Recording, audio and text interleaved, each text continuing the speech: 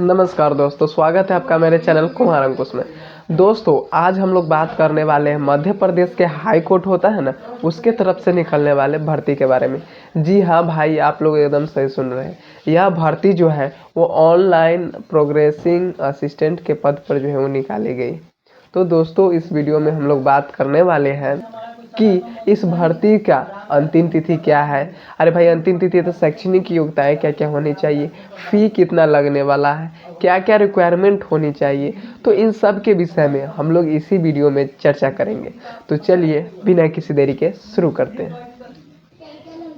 तो सबसे पहले आप लोगों को जो है गूगल पर आ जाना है। गूगल पर आ जाने के बाद एक छोटा सा स्पेलिंग सर्च कीजिएगा, फास्ट जॉब। ठीक है, फास्ट जॉब।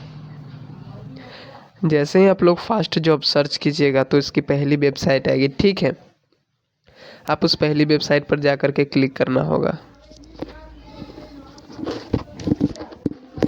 जैसे ही आप इस पर क्लिक कीजिएगा तो आपको जो है वो कुछ इस प्रकार इंटरफेस देखने को मिलेगा। सिंपली क्या करना है, स्क्रॉल करते जाना है। स्क्रॉल करते जाइएगा तो आपको यहाँ नहीं रुकना है। न्यू अपडेट सेक्शन में आप क्यों रुकिएगा। ठीक है, तो आप यहाँ पे नहीं आइए, सीधा आप चले आइए करंट जॉब में। ठीक है, करंट जॉब में जैसे ही आइएगा तो यहाँ पे देख लीजिए, हाँ, दूसरे नंबर पे MPHC डाटा प्रोसेसिंग असिस्टेंट। ठीक है, आपको सिंपली क्या करना है, इस पर क्लिक करना है। दूसरे नंबर वाला लिंक है ना, उस पर क्लिक कीजिए। जैसे ही आप इस लिंक पर क्लिक कीजिएगा तो यह जो होता है वो उसके ऑफिशियल वेबसाइट पर ट्रांसफ़र कर देता है। तो आपको जो है वो कुछ इस प्रकार इंटरफेस देखने को मिलेगा। तो दोस्तों, चलिए इसके बारे में एक एक करके हम लोग महत्वपूर्ण से जानकारी प्राप्त करते हैं। दोस्तों, मैंने आपको जैसा बताया है कि यह high court of Madhya Pradesh के तरफ से निकाली गई भर्ती है, जिसमें जो है वो डाटा प्रोसेसिंग असिस्टेंट के पद पर जो है वो आपको रखा जाएगा। वैकेंसी की बात कर ले तो कुल जो है वो 41 पद निकाली गई है। ऑल कैंडिडेट मेल हो या फीमेल हो, आप इस फॉर्म को आराम से भर सकते हैं। ठीक है, तो दोस्तों अब हम लोग बात कर लेते हैं कि इसकी अंतिम तिथि क्या है। देखिए, एप्लीकेशन स्टार्ट डे तो 29 तारीख से ही हो गया है। ठीक है, और एप्लीकेशन लास्ट डे है 19/11/2025। तो अब क्या कीजिएगा, आप अंतिम तिथि का इंतज़ार नहीं कीजिएगा, जा कर के इस फॉर्म को आराम से भर दीजिए। करेक्शन विंडो जो है वो आपको जो है 24 से 26 नवंबर तक खुला रहेगा। ठीक है, और एग्ज़ाम की बात कर ले तो इसके लिए जो है वो नोटिफाइड आपको लेटर दे दिया जाएगा, या फिर कह सकते हैं जीमेल पर आ सकता है। अब दोस्तों हम लोग बात कर लेते हैं एप्लीकेशन फ़ी की। एप्लीकेशन फ़ी कितना लगने वाला है। देखिए भाई, आमतौर पर जो होता है वो जनरल कैंडिडेट के लिए 943.40 पैसा जो है ये ले रहा है। ठीक है, जो भी रिजर्व है, PWD कैंडिडेट्स है, वो सब के लिए जो है वो 743.40। ठीक है, इतना पैसा आप लोगों को लग रहा है यहाँ पर भी। ठीक है, पे जो होगा वो ऑनलाइन मोड में ही होगा। ठीक है, हैं एज लिमिट की आखिर एज लिमिट होने क्या वाली है। तो देखिए, इसके लिए मिनिमम एज जो होता है वो 18 साल रखी गई है, जबकि मैक्सिमम एज जो है वो 35 साल तक रखी गई है। टोटल पोस्ट की बात कर ले तो 41 पदों पर निकाली गई। दोस्तों, अब देखेंगे कि किस में से 41 हुए, इसमें कंपटीशन क्या होगा, कम हो जाएगा। ठीक है, तो इजी आप जो है घबराइए नहीं, जा कर के इस फॉर्म को भरिए।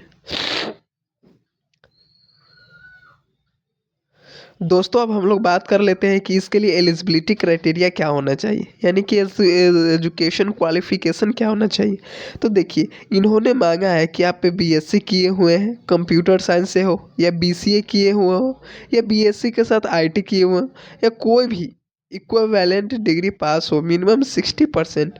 तो आप इस फॉर्म को भर सकते हैं, वो भी ग्रेजुएशन में। ठीक है, अगर आपको एक्सपीरियंस की बात कर लेते कि आपको कोई भी कार्य करने का नॉलेज है, मान लीजिए ऑपरेटिंग सिस्टम है या फिर ऑफिस एप्लीकेशन सिस्टम है, इस समय आप 3 साल जब काम किए होंगे ना, तब पर भी आप इस फॉर्म को भर सकते हैं।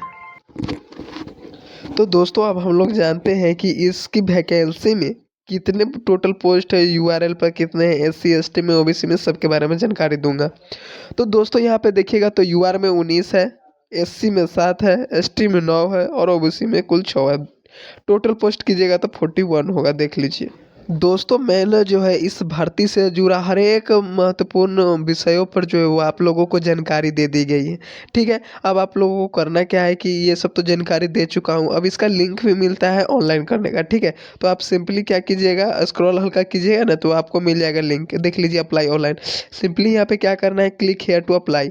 जैसे ही आप इस पर अगर क्लिक कीजिएगा तो आपको जो है वो लोडिंग लेगा। ठीक है, कुछ सेकेंडों के बाद देखिए नोटिफिकेशन आ गया। ठीक है, आपको जो है वो आज जब आप भर रहे होंगे फॉर्म को तो ये इंस्ट्रक्शन पढ़ लीजिएगा और उसके बाद यहाँ से क्लोज कर दीजिएगा। जैसे ही आप लोग क्लोज कीजिएगा तो आपको जो फॉर्म है वो कुछ इस प्रकार दिखेगा, देख लीजिए। आपको क्या करना है, इंस्ट्रक्शन को पढ़ लेना है। अब यहाँ पे देखिए रजिस्ट्रेशन का ऑप्शन आ रहा है, देखिए आवेदित पद, नागरिकता कौन है, इंडियन। ठीक है, आवेदक का पूरा नाम, मिस्टर, पिता का नाम, माता का नाम, लिंग। ठीक है, क्या आप मध्य प्रदेश के मूल निवासी हैं, अगर हाँ तो हाँ, नो तो नो।